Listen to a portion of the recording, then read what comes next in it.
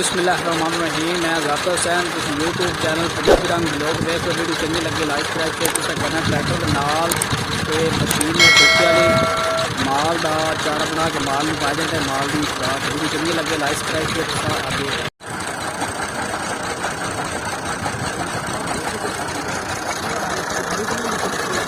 क्या हाल हो तैयारी है करी होंगे खाने देखने